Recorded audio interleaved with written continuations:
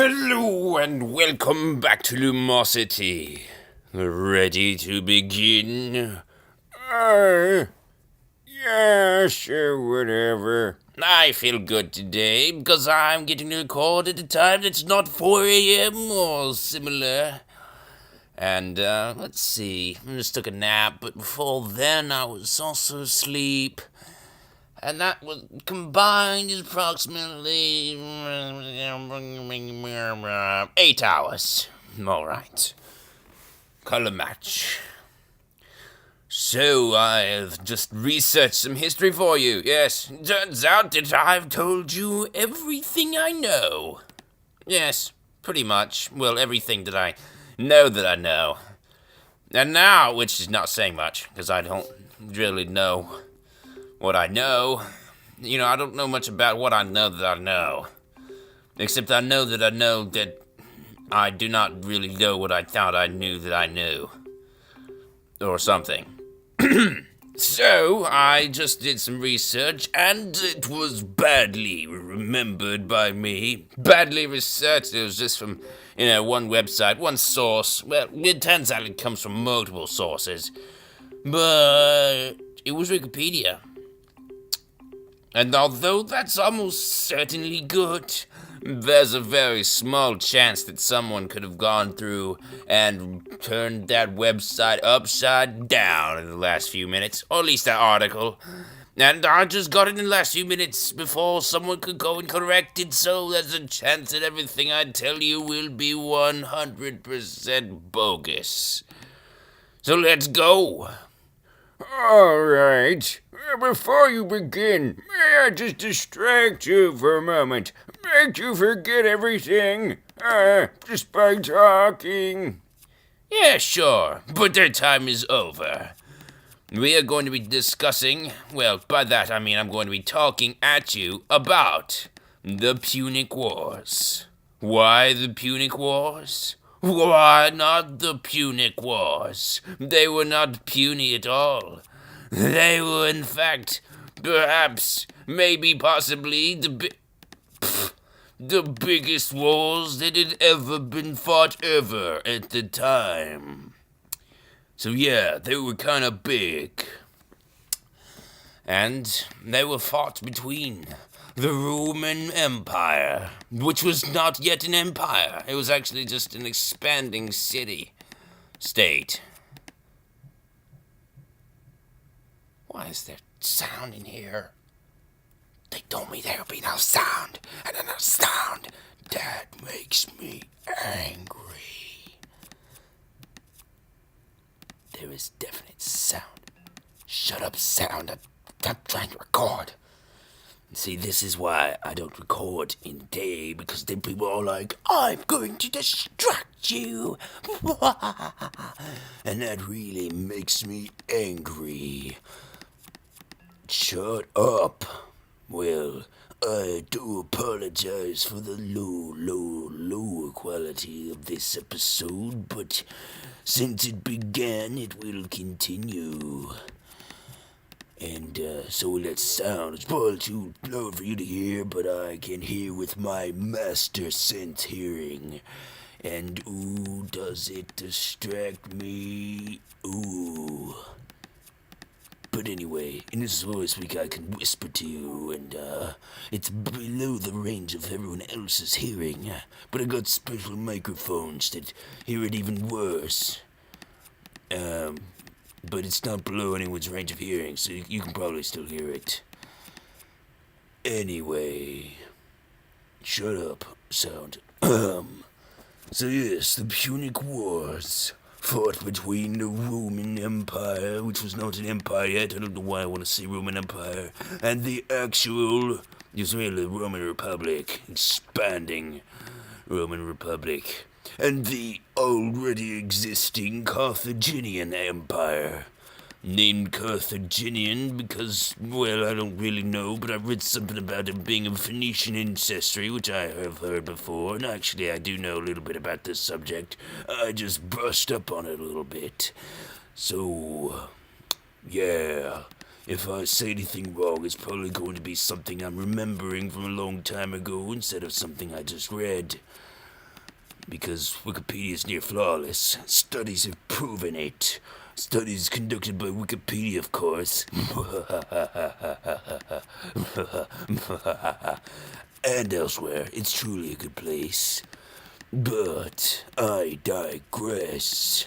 We're talking about war, something that I enjoy talking about.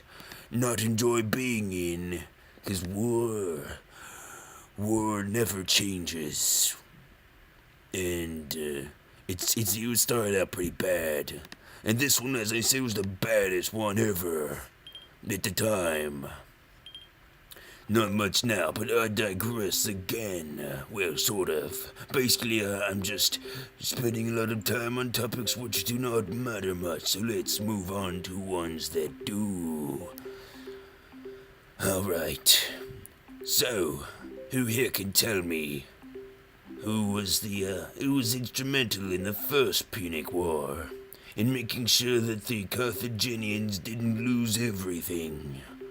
Oh, me! Shut up. I was rhetorical because we can't have other voices because they're too loud and that might attract attention that is unwanted. Attention of whoever's making those sounds. Don't ask. Just go with it. Like the movie. Well, I like the movie because the movie was bad. But I enjoyed it anyway because I like bad movies. Dub 5 score.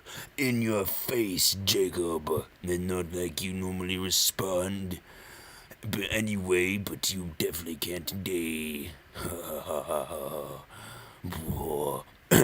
Yes. So... Hamilcar Barca. He was a good general. I don't really know who the Roman generals were. I just figured that the Romans' republic was just kind of powerful. Not too powerful to see just yet, but that would change. In fact, it did change by the end of that war. Or at least maybe in the interim before the Second Punic War, they had an impressive navy. Like the biggest one in the world kind of navy. Yeah, that's kind of big. Kind of like how big the English navy would be years and years later. So yeah, they were kind of big. And that brings us to the Second Punic War, which is the one that I enjoy talking about most. Not that I really know, it's the first time I've talked about Punic Wars, but it's the one I enjoyed hearing about most, so let's get on with it, shall we? The Punic War #2, fought by Hannibal, son of Hamilcar Barca. Hannibal, of course, being a Carthaginian, holding up the Carthaginian Empire so that they would last through the Second Punic War and into a third where they would finally be most brutally crushed, making the Roman Empire the biggest in the Western Mediterranean, and then it'd be the biggest in the Eastern and the whole Mediterranean a few years later with the Macedonian Wars. But I digress, because I know nothing about those. Or if I do, I don't even know if I do or not, so let's just move on, shall we? I know I can make an inference. Yes, good, inference. So... Hannibal was outmatched by his army was outmatched in training by the Romans. But that was no matter because his generaling skills would be the best it would be seen for years and years, and maybe never again. Possibly. Depends. It really depends. We don't really know. I don't know. No one knows. He's dead, and he can't really tell us if his journaling skills were that good anymore, and even if he could, they'd be kind of, it'd be self-promoting. We can't ever trust that. And he probably said it was pretty good in his day, and people did say it was good. I digress again. So yeah, this guy was a good general. That's Darwin's, Charles Darwin, that's the place he did his stuff at. You know, his evolution stuff. Don't his laboratory or whatever. That's a compound word, not really a suffix there. Okay, I'm losing speed here. So, the Hannibal had this amazing. Well, first, let's start at the beginning. So, he grows up, and having grown up at the end, I think, of the First Punic War, he got to see the wars with the Romans, and he was all like, I hate Romans! And so he learned how to crush Romans. He learned what they did, learned them well. But first, okay, so basically his tactic was to make a crescent with a bulge in the center. Brilliant, because of what he knew the Romans would do. While most armies would get away from the bulge. They'd say, oh, there's fighting going on there. Oh, no, I don't want to be there. And so they all scatter out. But see, not the Romans. The Romans, and this made them the greatest fighting force in the world at the time. They would charge into battle, find where the fighting was being fought, and they would go and fight in it, and win, because they were the best. Yeah, but see, in this case, they didn't win, even though they outnumbered the Carthaginians. Because of other circumstances, which I'll get to as well. You see... Oh, I don't see... Well, I'll explain. But it's sound, there's nothing to see. Yeah, well, it's a good point. So, what would happen then is that Hannibal would bring his forces from the outsides and curve them around the Romans who had clustered up into a big, fat bulge in the center. He'd lure them into an attack with no flank defense, and then he'd flank them something hard, fierce, and most certainly epic and deadly. He won battles where he was outnumbered 3-1. But it was not enough. The Second Punic War was lost. As was all three, really. It's not, but he did a good job. He did his best. And why did he come out with so few guys when he crossed the Alps? Why, you ask? Well, why are you asking that? If you knew they were Alps, you obviously know something, and probably more than I do. But here, I'll explain. I'll get a cough, hold on. There we go.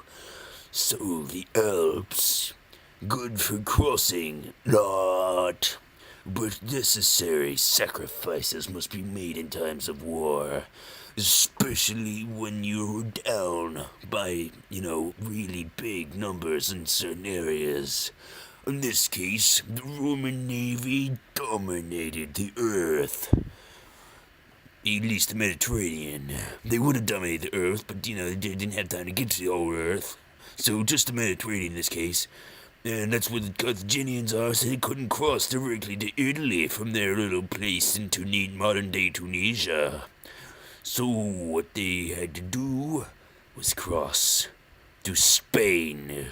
Yes, Hannibal led his forces to Spain, and over the Alps, losing a third of his entire force. Meaning that he had only 1 of 3 in many cases. And then he got out with the Romans and kicked some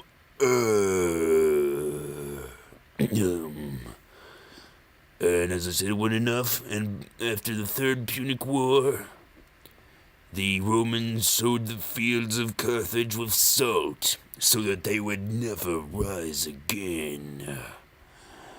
Sad stuff, but, war. War never changes. I don't remember anything else of it, and it's about, how war's bad, but that's from Fallout. So if you know Fallout, that's cool. Good job, man. You know your video games. And, well, I'll play a few more of them, so go watch those. And thanks for watching this one. Goodbye.